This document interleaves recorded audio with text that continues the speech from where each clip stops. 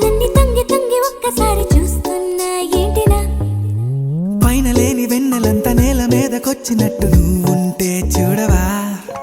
మంచువాన నన్ను ముంచెనంట వాన విల్లు మీద ఇల్లు కట్టెనెవ్వరంట ఈ లోకమంతా నిన్ను చూసినంట ఏ దిష్టి నిన్ను తాకకుండా ఇంటిలోనే దాచుకుంటా